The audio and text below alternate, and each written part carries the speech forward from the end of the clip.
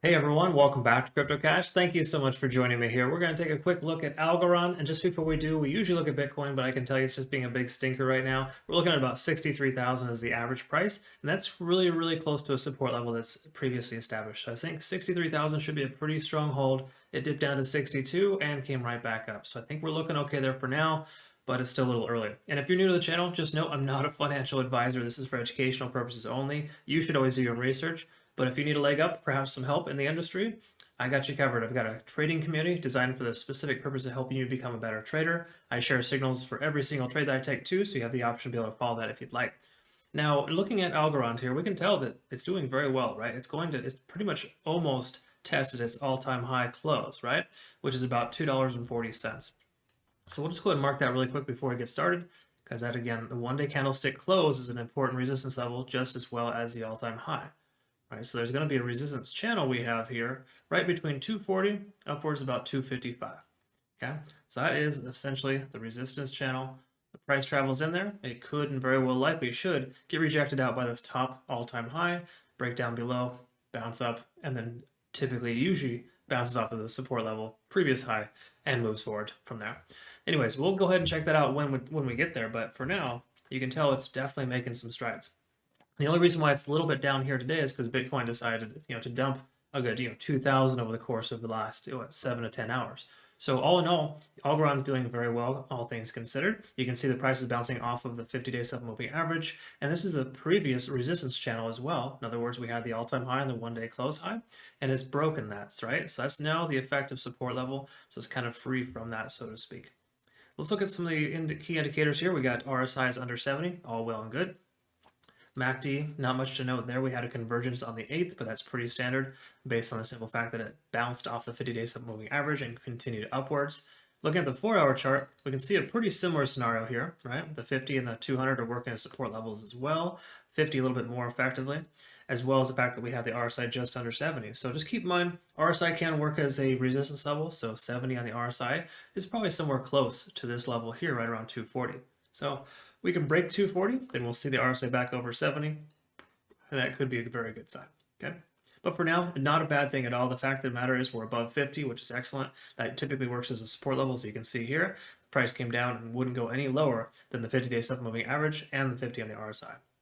So all good things here for Algorand. I see nothing but positive, indications here. Let's go do a quick look here at TD sequential before we move on.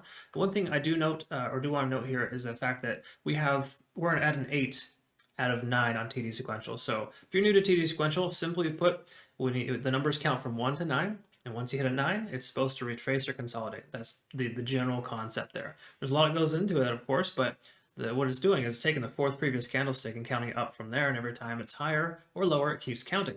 In this case, we've had 8 consecutive increases, so to speak. So simply put, we have potentially one more 4-hour candlestick, basically 4 to 8, I would say 4 to 16 hours roughly of bullish momentum before we might see a retracement. It might actually even be doing so right now. This is a very large candle wick, and that's likely caused from Bitcoin sell-off though, right? Because Bitcoin sold off, it couldn't go much further. It is still, I wouldn't say totally controlled by Bitcoin, but every altcoin has a tendency of dipping when Bitcoin does, right? And this one was no exception. So in other words, we do have some potential for continuation. Same thing as well with when we look at the 1-hour chart, there it is, right about 4 hours left of continuation to the upside as a possibility, right? In other words, we're at a 5, we can get to a 9. Leading into this here, when we get a state of exhaustion just before we have a resistance level, it can be problematic. A lot of times what the price will do is it'll come up and it'll bounce and kind of reject and come back up. The key takeaway here is that we're making higher highs and higher lows, so it's important for this next low to be higher than this previous one, right? That's the key there. We want to make sure to have that. So we are making higher highs and higher lows in the 1-hour chart. That's very important. I think the 4-hour chart as well, if I'm not mistaken. Yeah, we are making higher highs and higher lows in the 4 hours as well. So all good things. The last 2 or 3 days for Algorand has been very, very strong, very steady, and that's going to hopefully push the price up a little bit further. But for right now, let's go ahead and take a look at some of the important key indicators. Oh, one last thing, actually. We're above the cloud as well. Also good to note, that's another bullish momentum indicator because of the fact that when the price is above the cloud, to keep it really simple, it's considered a buy signal. When it's below, it's considered a sell signal. That's the general, easiest way to understand it. So yeah, again, pretty much straight, just everything is bullish for Algorand right now. I don't see any indications of concern, except for the fact that this resistance level will probably work as a resistance level here soon if it gets tested again, just based on the sheer fact that we're halfway through our push here, and I wouldn't be surprised if the price were to retrace, consolidate a little bit to find that next higher high and that next higher low, right? So it wouldn't be a bad thing if we saw that. I would say within the next 24 to 40 hours, we should see the price between 240 and 260 or 255. All right, so let's go ahead and take a look at some Fibonacci retracement lines and go ahead and call it a day. Let's see what kind of potential we have for Algorand. And we'll go with the most recent potential here, right? So we'll go with the most recent low. And by the way, for Fibonacci retracement, simple put, you just put in, you find the lowest most recent point, and then you obviously find the highest most recent point, and that gives you your Fibonacci retracement lines. We could use this here as well, but it's pretty much all the same based on the fact that I wanted to go with the a larger time frame here, because that way we got about a week's worth of data instead of just say a couple of days, right? So taking a look here, I would say better case scenario for Algorand. If we were to break that resistance level, we could see a break upwards to about 292, and that could occur within the next week, right? Now, again, there's no guarantees on these things, obviously, because there's a lot of things that go into it, but the fact that it's testing and soon to test its resistance level is a pretty big deal. But the key takeaway here is that once it travels into this zone, this channel right here, I'll mark it a little bit smaller. When we get in this resistance channel, what's very common to happen is for the price to come up, kind of reject off of the all-time high, right? And then come down, bounce off the one-day close, and then break to the upside, right? And then oftentimes too, you also see it break to the upside, but not right away. It'll come down, consolidate at support. Once you have a consolidation at support, that's a very strong indication of the fact that you want to maybe consider adding to your position, because it'll likely break out to the upside from there. Yeah. The thing you want to watch out for is when the price comes up and then does one of these.